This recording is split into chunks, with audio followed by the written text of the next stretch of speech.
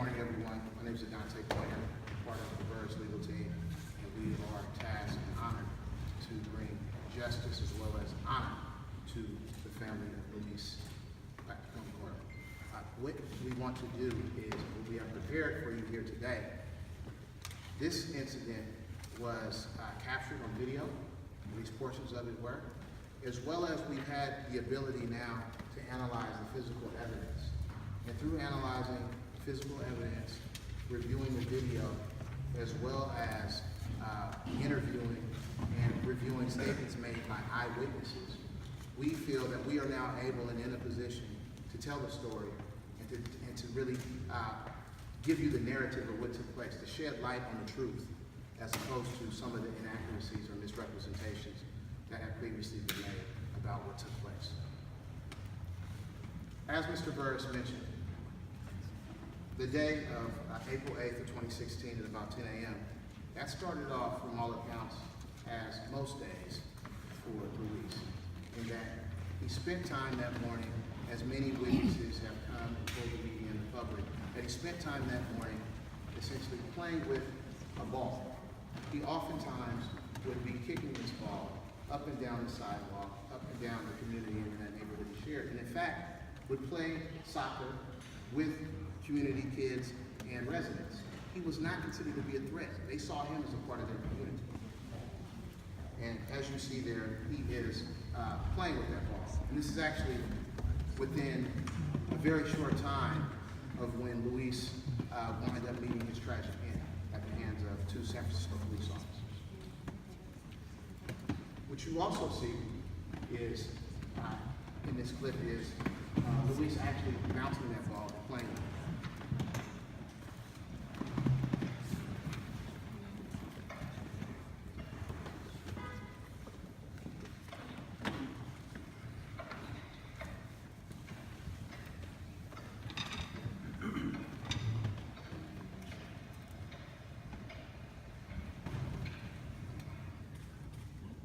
As you can tell from that clip, which was taken from the surveillance video camera directly across the street from the incident, is that Luis is enjoying himself. He's playing in his neighborhood, in his community, in a community that frankly had embraced him. And once again, he had been playing and was known to play with some of the kids there in the community. In fact, his neighbors directly across the street. He was not a threat. And once again, this was taken not long before he was confronted by the three San Francisco police officers. In fact, those officers, when they arrived on Shotwell Street, they found Luis sitting.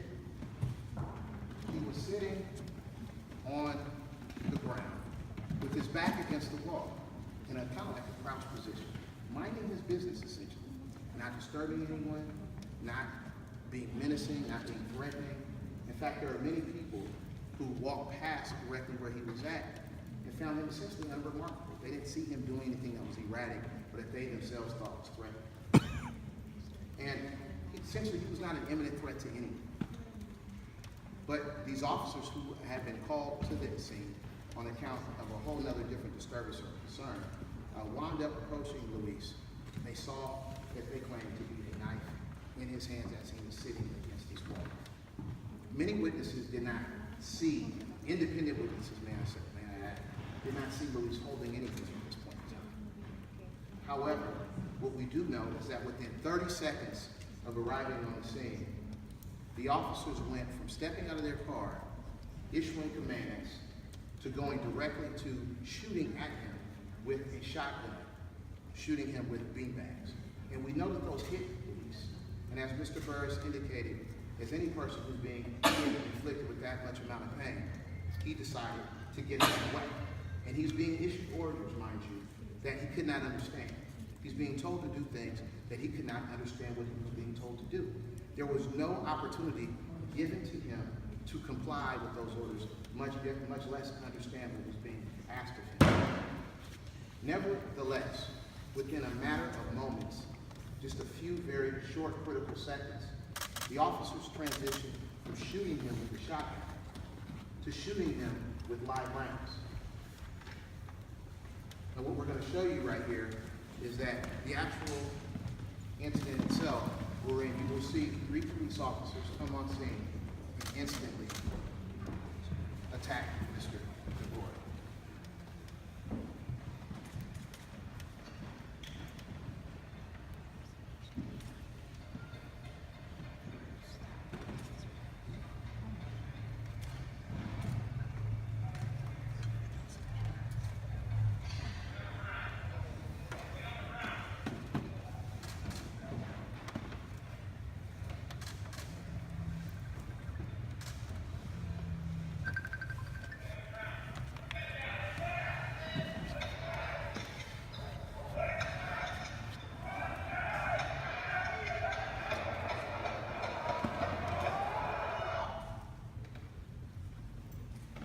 Now, what you saw there is a very graphic and true and real to the situation video tape footage of what took place. Officers approaching Mr. Gongorra as they get out of the car, immediately armed with their shotgun. You'll notice that the first officer approaches, he doesn't appear to have any type of concern as it relates to him thinking he's a threat because he goes towards Mr. Gongorra. He squanders what the officers are trained to do, which is to maximize and maintain their time and their space. Because Mr. Gongorra has an edge weapon, which essentially means that he cannot harm you if he's not within arm's reach.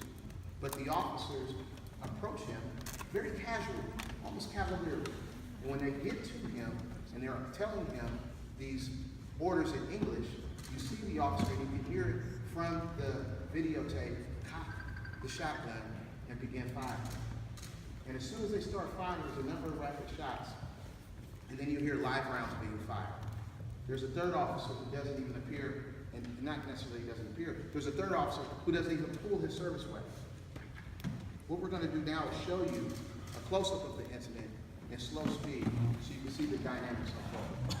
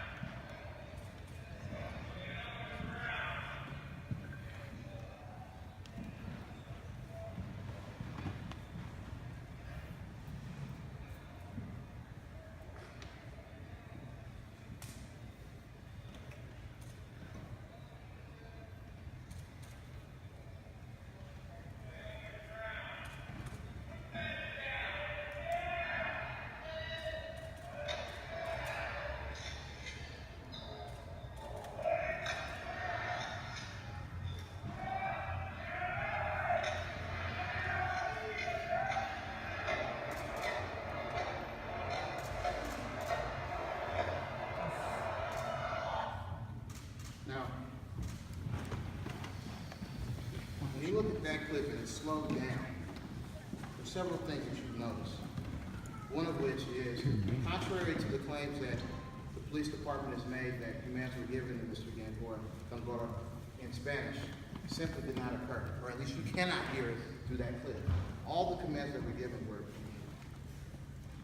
you can hear Mr. Gongorra cry out after you hear the shotgun blast occur. And you also see the third officer, who he himself didn't even pull his weapon, which belies or essentially undermines the idea that Mr. Gongorra, at the time that they started using force against him, was a threat.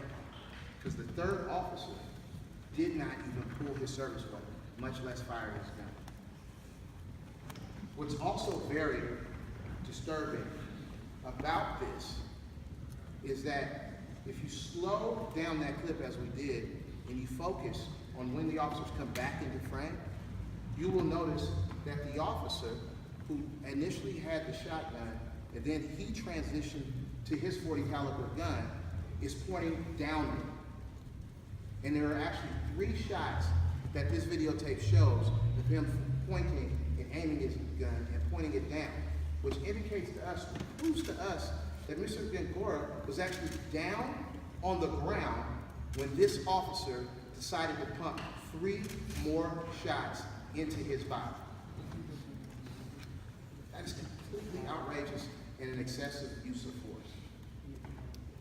And that's demonstrated on that clip right there. Now, as I mentioned, we took the video along with witness statements and also the physical evidence in order to unravel the mystery of what took place.